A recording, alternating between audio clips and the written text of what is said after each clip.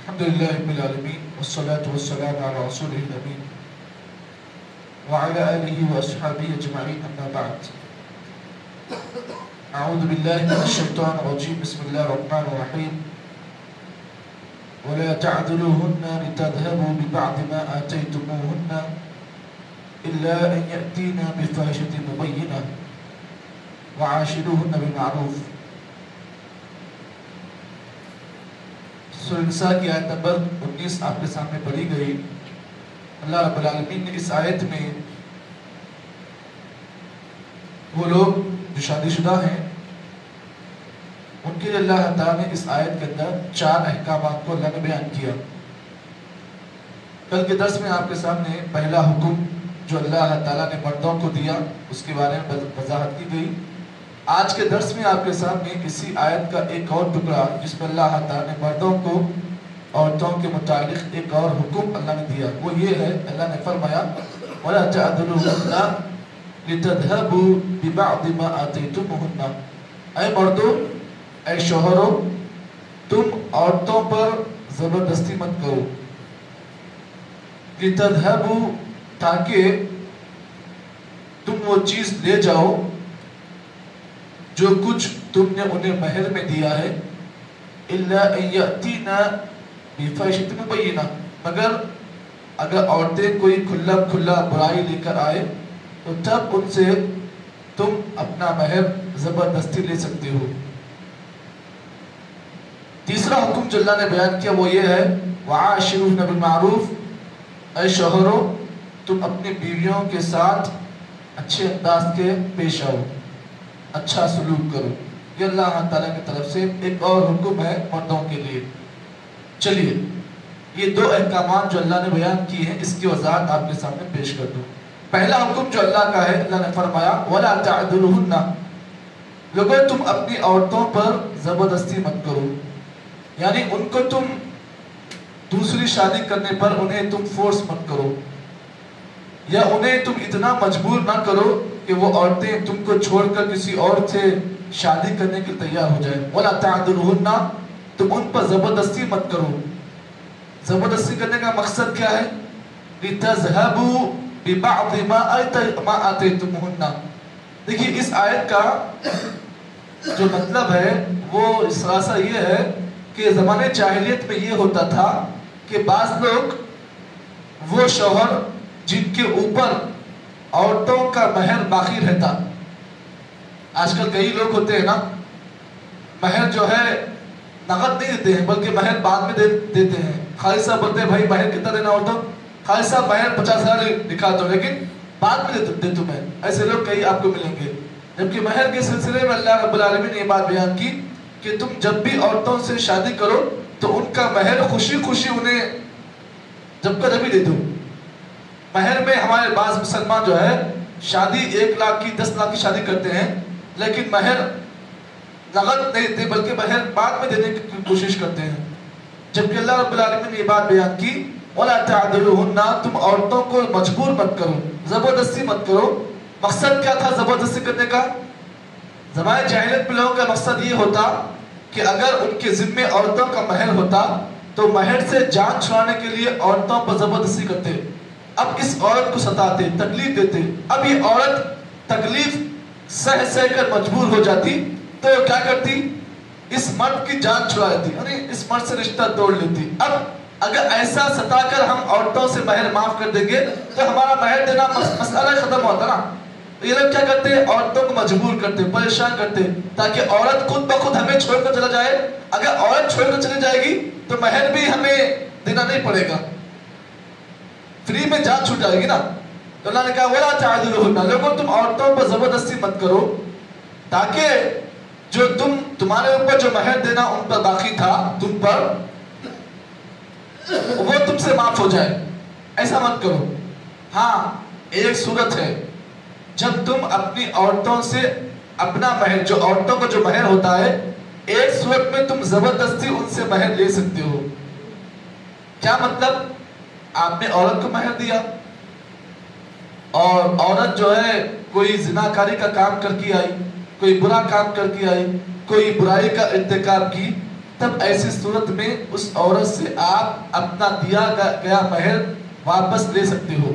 اللہ نے کہا الا ان یاتینا بفاحشۃ مبینہ، اگر آپ کی کوئی بیوی ہے، اگر کوئی بدکاری کر کے آئی تو آپ زبردستی کر کر اس سے اس کا مہر واپس آپ لے لو گے، یہ اللہ کا حکم ہے۔ معلوم یہ ہوا، یہاں پر ایک مسئلہ یہ معلوم ہوا کہ کسی آدمی کی شادی ہوئی اپنی بیوی سے، اور اللہ نہ کرے 1 سال کے بعد اس کی بیوی نے کوئی برائی کا کام کر لیا۔ اب مرد کے لیے یہ حلال ہے، جائز ہے کہ وہ اپنی بیوی سے دیا گیا مہر واپس لے سکتا ہے۔ اور کیسے لے سکتا ہے؟ اس سے مجبور کر سکتا ہے کہ بھائی میں جو مہر دیا تھا مجھے واپس دے دے، جب مجھے تیرے ساتھ زندگی نہیں گزارنا ہے تو تو میرا مہر لے کر کیوں جائے گی، میرا مہر مجھے واپس کر دے۔ تو اللہ تعالیٰ نے یہاں پہ ایک صورت بیان کی ہے، مہر واپس لینے کی ایک صورت ہے۔ اب آگے اللہ رب العالمین نے مردوں کو ایک اور حکم دیا ہے، تیسرا حکم بڑا اہم ہے، اور اس حکم کو میں آپ کے ساتھ وضاحت کے ساتھ پیش کر رہا ہوں۔ ہر کوئی جو شادی شدہ یہاں بیٹھے ہوئے ہیں ان کے لیے، اور جو شادی ابھی نہیں ہوئی ان کے لیے بھی اس میں بہت سارے پیغامات ہیں۔ اللہ نے کہا وَعَاشِرُوهُنَّ بِالْمَعْرُوفِ، لوگوں اپنی بیویوں کے ساتھ اچھے انداز سے پیش آؤ۔ وہ تمہارے گھر کی رانی ہے، وہ تمہارے گھر کی خادمہ نہیں ہے، تمہارے گھر کی رانی ہے۔ وَعَاشِرُوهُنَّ بِالْمَعْرُوفِ، اپنی عورتوں کے ساتھ اچھے انداز سے پیش آؤ، ان کے ساتھ اچھا برتاؤ کرو۔ یہاں پر آپ اس بات کو جان لیں، ہمارے لیے اس روئے زمین پر سب سے بڑا نمونہ محمد عربی صلی اللہ علیہ وسلم ہے۔ آپ صلی اللہ علیہ وسلم کے بارے میں آتا ہے کہ آپ کی جتنی بیویاں تھیں آپ ہر ایک کے ساتھ اچھا سلوک کرتے۔ حضرت عائشہ فرماتی ہے اللہ کے نبی کا سلوک میرے ساتھ یہ ہوتا، میری شادی بچپن میں ہوئی، عائشہ فرماتی ہے میری شادی بہت چھوٹی عمر میں ہوئی، معاملہ یہ ہوتا کہ بچپنا میرا اندر ہوتا، میں آٹا گوندتی اور آٹے کو ایسے ہی رکھ دیتی، بھول جاتی، اتنے میں کوئی بکری آ جاتی آٹا کھا جاتی، نبی صلی اللہ علیہ وسلم معلوم ہوتا کہ آٹا بکری کھا لی، فما قال اف، نبی ایسی بات پر بھی مجھے اف تک نہیں بولتے، غلطی کرتی میں، بکری آٹا کھا جاتی لیکن نبی کو غصہ نہیں آتا، فما قال اف، ابھی مجھے اف بھی نہیں بولتے۔ یہ کون تھے؟ حضرت عائشہ تھی، فرماتی ہے کہ اللہ کے نبی میں ایسا معاملہ کرتے، میری غلطیوں پر نبی جو ہے اف تک نہیں کہتے۔ ہاں بس اوقات کبھی کبھار اللہ کے نبی کو غصہ آتا تو عائشہ رضی اللہ تعالیٰ اللہ کے نبی کے غصے کو پہچان لیتی۔ کیسے پہچانتی؟ فرماتی ہے حضرت عائشہ فرماتی ہے جب کبھی نبی کو غصہ آتا تو نبی اکرم صلی اللہ علیہ وسلم میرے پاس آتے، غصے میں آتے تو آپ کا انداز یہ ہوتا لا ورب الکعبہ، آپ کہتے کعبے کے رب کی قسم۔ کبھی کبھی آپ غصے میں آتے تو الگ جملہ کہتے تو میں جان لیتی کہ نبی غصے میں ہے، بس یہی ہوتا۔ کبھی کبھی نبی اکرم صلی اللہ علیہ وسلم جب غصے میں آتے تو میرے اوپر کوئی ایسی بات نہ کرتے جس سے مجھے تکلیف ہو۔ اب یہاں پر ایک اور حکم اللہ کے نبی صلی اللہ علیہ وسلم نے حدیث میں جو دیا ہے وہ بڑا اہم ہے، اس بات کو بھی آپ جان لیں۔ آج ہمارے پاس شادیاں ہو کر 30 سال 20 سال کا عرصہ ہوتا ہے لیکن پھر بھی جھگڑے برابر جاری ہیں، برابر جھگڑے جاری ہیں، شوہر بیوی کے ختم ہونے کا نام ہی نہیں لیتے ہیں، جبکہ اللہ کے نبی نے فرمایا، صحیح مسلم کی روایت ہے، آپ نے فرمایا لا یحل للمؤمن، کسی مومن کے لیے جائز نہیں ہے، یہ چیز جائز نہیں ہے کہ وہ اپنی عورتوں سے نفرت کرے۔ معلوم یہ ہوا اگر آپ مومن ہیں، اگر آپ اپنے آپ کو ایمان والا سمجھ رہے ہیں تو مومن کے لیے یہ چیز لائق نہیں ہے کہ وہ اپنی بیویوں سے نفرت کرے۔ ہاں اگر بیویوں میں کچھ اگر خامی ہے تو اللہ نے ان میں کچھ خوبیاں بھی رکھی ہیں، تو آپ کا کام یہ ہونا چاہیے ان کی خامیوں پر آپ نگاہ نہ رکھیں بلکہ خوبیوں پر نگاہ رکھیں۔ اللہ نے فرمایا اس حدیث کی آخر میں اللہ نے فرمایا وَيَجْعَلُ اللَّهُ فِيهِنَّ خَيْرًا كَثِيرًا، اللہ نے عورتوں میں بہت خیر رکھا ہے، اللہ نے عورتوں میں بہت خیر رکھا ہے۔ معلوم یہ ہوا کہ اگر آپ ایمان والے ہیں تو آپ کے لیے جائز نہیں ہے کہ آپ اپنی عورتوں سے نفرت کریں۔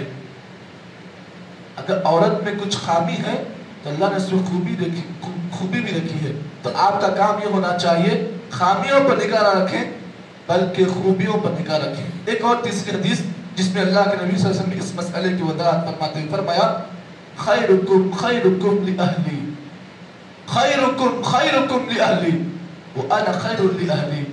نبی نے فرمایا تم میں سب سے بہترین، سب سے اچھا آدمی وہ ہے جو اپنی بیوی کے ساتھ اچھا سلوک کرتا ہو۔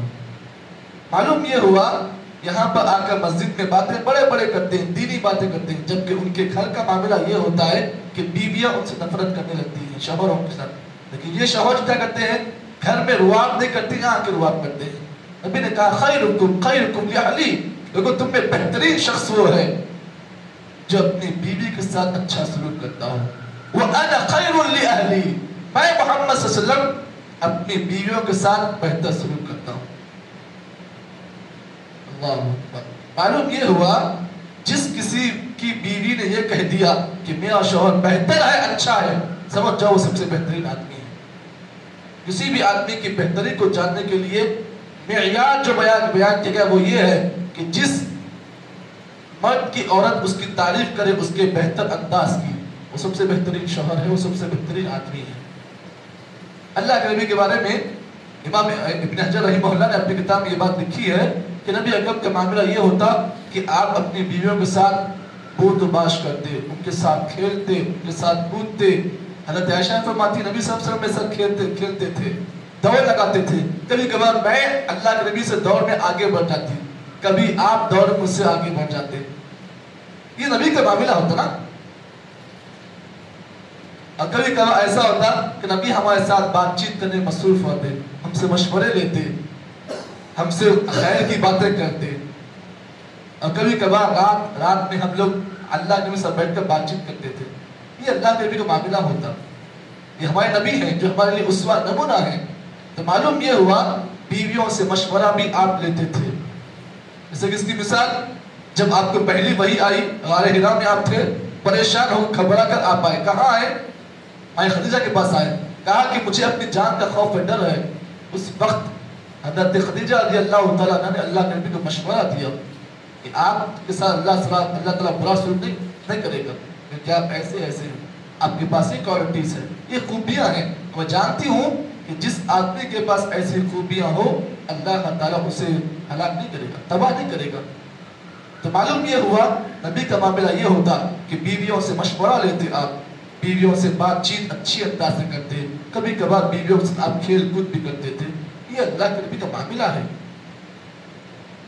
تو آج ہم اس نبی کی امتی ہیں، جبکہ ہمارے پاس گھروں میں کلچر پورا یورپین کلچر چل رہا ہے، جبکہ نبی کا معاملہ ایسا نہیں تھا۔